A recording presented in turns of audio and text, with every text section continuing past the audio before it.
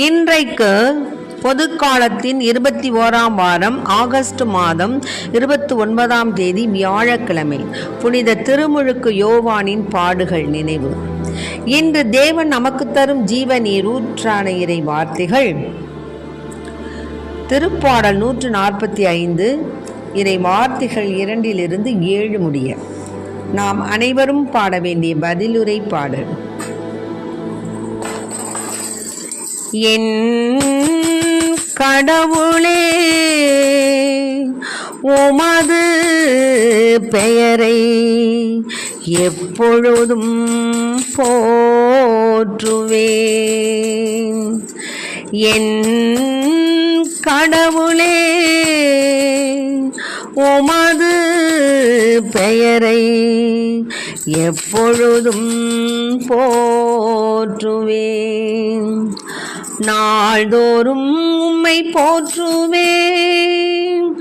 உமது பெயரை என்றும் எப்பொழுதும் புகழ்வேன். ஆண்டவர் மாண்புமிக்கவர், பெரிதும்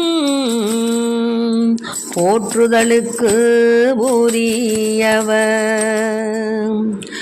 என் கடவுளே, உமது பெயரை எப்பொழுதும் போற்றுவேன்.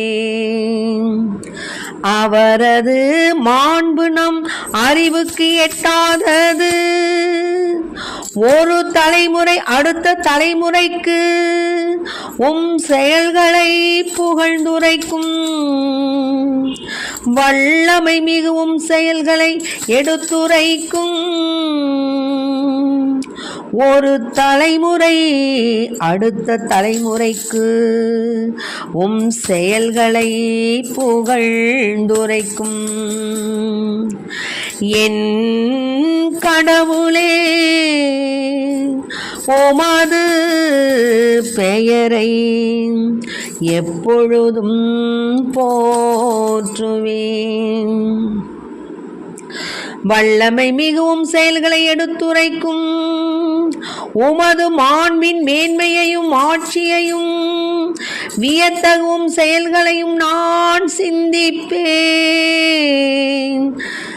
அச்சம் தரும் செயல்களின் வல்லமையை பற்றி மக்கள் பேசுவார்கள். உமது மாண்பினை நான் விரித்துரைப்பேன். என் கடவுளே, உமது பெயரை எப்பொழுதும் போற்றுவேன். என் கடவுளே, உமது பெயரை எப்பொழுதும் போற்றுவேன்.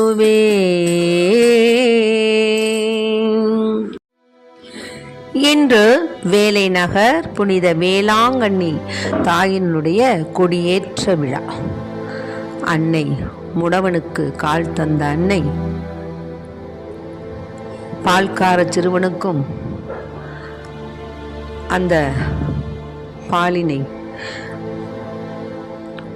பெருகச் செய்த அன்னை நம் உள்ளத்திலும் இல்லத்திலும் மகிழ்ச்சியை மென்மேலும் பொங்கச் செய்வாராக.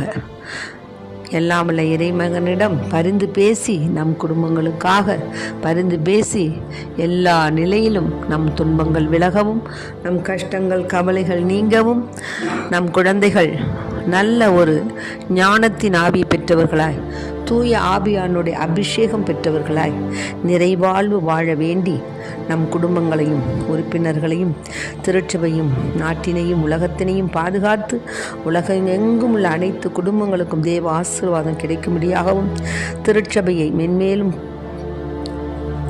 பல வழிகளில் தேவ ஆசீர் பெற்ற திருச்சபையாக தேவன் வழிநடத்தி அதனை நல்ல முறையிலே ஆண்டு நடத்திட பாப்பரசர், ஆயர்கள், குருக்கள், கன்னியர்களுடைய கரம் பிடித்து வழிநடத்த வேண்டியும், அனைத்து குடும்பங்களுக்காகவும் தேவதாய் பரிந்து பேசுவாளாக. கொடி உயர்வது போல் நம் குடும்பம் உயர்வதாக. ஆமென். மரியே வாழ்க. இன்றைக்கு நம் தேவன் தரும் ஜீவ நீரூற்றான இறை வார்த்தைகளை கேட்டோம். திருப்பாடல் 145. அரசராம் கடவுளை போற்றுதல். என் கடவுளே, என் அரசே, உம்மை புகழ்ந்து ஏற்றுவேன். நாள்தோறும் உம்மை போற்றுவோம்ப்பா, எப்பொழுதும் புகழ்வோம்ப்பா. ஏன்னா நீங்கள் மாண்பு மிக்கவங்கப்பா, பெரிதும் போற்றுதலுக்கு உரியவங்கப்பா. உமது மாண்பு எங்களுடைய அறிவுக்கு எட்டாததுப்பா. ஒரு தலைமுறை அடுத்த தலைமுறைக்கு உம் செயல்களை புகழ்ந்துரைக்கும். இப்போது நம்மளுடைய அப்பா அம்மா, அவங்களுடைய அப்பா அம்மா எல்லாம் ஆண்டவருடைய செயல்களை நமக்கு எடுத்து சொன்னாங்க. இப்போ நம்ம குழந்தைங்களுக்கு சொல்கிறோம். ஆக இப்படியாக தலைமுறை தலைமுறையாக ஆண்டவருடைய புகழ் என்ன செய்யும்? நீடிக்கும். அச்சம் தரும் உம் செயல்களின் வல்லமையை பற்றி மக்கள் பேசுவார்கள். உமது மாண்பினை நான் விரித்துரைப்பேன். ஆமேன். ஆக கடவுளுடைய மாண்பை பற்றி நாம் எடுத்து சொல்லணும். அவர் செய்த செயல்பாடுகள், அவர் எப்படியெல்லாம் நம் முன்னோர்களுக்கு ஆறுதலாக இருந்தார், எப்படியெல்லாம் வழி நடத்தினார், அதெல்லாம் நம்ம பிள்ளைங்களுக்கு சொல்லணும். அந்த எசேக்கியேலில் பார்த்திங்கன்னா, உலர்ந்த எலும்புகளுக்கு உயிர் கொடுத்த தேவன், அந்த உலர்ந்த எலும்புகள் உயிருடன் எழுப்பப்பட்டன. பார்த்தீங்களா? அதெல்லாம் நம்ம சொல்லணும் மக்கள்கிட்ட, நம்ம பிள்ளைங்கள்கிட்ட நம்ம சொல்லணும். டெய்லி நம்ம குழந்தைகள்கிட்ட தேவனை பற்றி நம்ம எடுத்து சொல்லணும். அப்போ தான் அதுங்களுக்கு தெரியும். நம்ம உலகப்புறமான காரியங்களையெல்லாம் மூழ்கி இருக்கிறோம். உலகப்புறமான காரியங்கள்லாம் எடுத்து சொல்லணும்.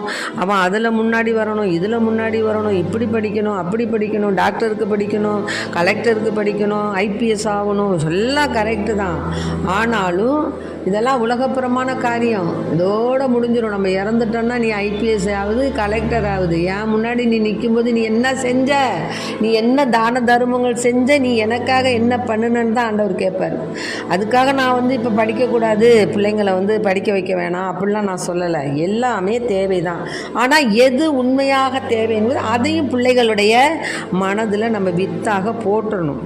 ஏன்னா அப்போ தான் அவர் செய்த வியத்தகு செயல்கள், அவர் செய்த மாட்சிமை மிக்க செயல்பாடுகளை நாம் எடுத்து உரைக்கணும், பிள்ளைங்கள் இடத்துல நாம் எடுத்து சொல்லணும் அப்படிங்கிறது தான் இங்கே சொல்கிறாங்க. மேலுமாக தேவன் அதிகமாக ஆசீர்வாதமான செயல்பாடுகளை செய்திருக்கிறார். தானியேல் ஆகமத்தை பற்றி சொல்லணும், எஸ்தர் ஆகமத்தை பற்றி சொல்லணும், இன்னும் யோசுவா, சாலமோன், எல்லாரை பற்றி நம்ம பிள்ளைங்கள்ட்ட எடுத்து சொல்லும் பொழுது அவர்களுக்கு அந்த ஆண்டவருடைய அந்த அதிசயங்களும், அவர் நமக்கு செய்த, நம்முடைய மூதாதையருக்கு செய்த அளவற்ற அந்த வியத்தகு செயல்கள்லாம் பிள்ளைங்களுக்கு அப்போ தான் தெரியும். அதனால் நம்ம என்ன செய்யணும்? குழந்தைகளுக்கு நாம் அப்பப்போ எடுத்து சொல்லிக்கிட்டே இருக்கணும். இந்த சீராக் ஆகமத்தில் பார்த்திங்கன்னா நிறைய, அதாவது குழந்தைகளுக்கு தேவையான எல்லா நிலையிலையும் தேவையான வார்த்தைகள்லாம் கொடுத்துருக்கு. அதனால் அந்த யோசுவா நூனின் மகன் யோசுவா போரில் வல்லவராக இருந்தார். இறைவாக்கு உரைப்பதில் மோசேயினுடைய வழி தோன்றலானார். அவருடைய பெயருக்கு ஏற்ப பெரியவரானார். ஆண்டவரால் தெரிந்து கொள்ளப்பட்டவர்களை எதிர்த்து வந்த பகைவர்களை பழிக்கு பழி வாங்கி மீட்பு வழங்கினார் யோசுவா. அவரை பற்றி நம்ம சொல்லணும். இவ்வாறு இஸ்ரேலுக்கு உரிமை சொத்தை அளித்தார் அப்படின்னு யோசுவா பற்றி சொல்லணும். அப்புறம் இந்த பினகாசு, அதாவது என்னென்னா எலையாசர் மகன் பினகாசு மாட்சியின் 3ஆம் நிலையில் இருக்கிறார். ஆண்டவருக்கு அஞ்சி நடப்பதில் பேரார்வம் மிக்கவராய் இருந்தார் இந்த பினகாசு. ஆண்டவரை விட்டு மக்கள் விலகி சென்ற போது இவர் நல்ல மனதோடு அவரை உறுதியாய் பற்றி நின்றார். பாருங்க, ஆதலால் ஆண்டவர் அவருடன் அமைதி உடன்படிக்கை செய்து கொண்டார். திருவிடத்துக்கும் தம் மக்களுக்கும் தலைவராக்கினார். யார் அவர்? ஒரு பினகாசு. யோசுவா போரில் வல்லவராயிருந்தார். அவர் நூனின் மகன். இவர் எலையாசர் மகன் பினகாசு. இப்படியாக நம்ம ஒவ்வொருவரை பற்றி சொல்லணும். சாமுவேல் நம் ஆண்டவரின் அன்புக்கு உரியவர். ஆண்டவரின் இறைவாக்கினரான அவர் அரசை நிறுவினார். தம் மக்களுக்கு ஆளுநர்களை திருப்பொழிவு செய்தார். ஆண்டவருடைய திருச்சட்டப்படி மக்களுக்கு தீர்ப்பு வழங்கினார். இவ்வாறு ஆண்டவர் யாக்கோபை கண்காணித்தார். ஆக சாமுவேல் நம் ஆண்டவருடைய அன்புக்கு உரியவர். அது மாதிரி இந்த காலேபுங்கிறவர் யாரு? யோசுவா வலிமை பொருந்திய கடவுளை பின்தொடர்ந்தார். மோசே காலத்தில் அவரை சார்ந்து நின்றார். அவரும் எபுனேயின் மகன் காலேயும் இஸ்ரேல் சபையை எதிர்த்து நின்றனர். பாவத்திலிருந்து மக்களை தடுத்தனர். பாருங்க, இப்படியாக நம்ம மற்ற அந்த சீராக்கின் ஞான நூலில் படிக்க சொல்லுங்க. ஈசாக்கு, யாக்கோபு அவங்கள பற்றிலாம் நம்ம சொல்லணும். அதே மாதிரி ஆரோன் யாரு? கடவுள் அவரை உயர்த்தினார். மோசேயைப் போலவே தூயவர், அவருடைய சகோதரர் ஆரோன். மோசே யாக்கோபின் வழிமரபிலிருந்து இறைப்பற்றுள்ள ஒரு மனிதரை கடவுள் தோற்றுவித்தார். அம்மனிதர் எல்லா உயிரினங்களின் பார்வையிலும் தயவு பெற்றார், மோசே. இப்படியாக நம்ம ஒவ்வொரு இறைவாக்கினரை பற்றி நம்ம எடுத்து சொல்லும் பொழுது குழந்தைகளுக்கு அதை பற்றிய ஒரு உந்துதல் இருக்கும். ஆபிரகாம் பல மக்கள் நிலங்களுக்கு குல முதல்வராய் திகழ்ந்தார். ஆபிரகாமுக்கு உள்ள அந்த விசுவாசம் நமக்கு இருக்கணும் என்று இப்படியா நம் பிள்ளைகளுக்கு எடுத்து சொல்லும் பொழுது ஆண்டவருடைய வல்லமை மிக்க செயல்பாடுகள் அவர்களுக்கு புரியும்.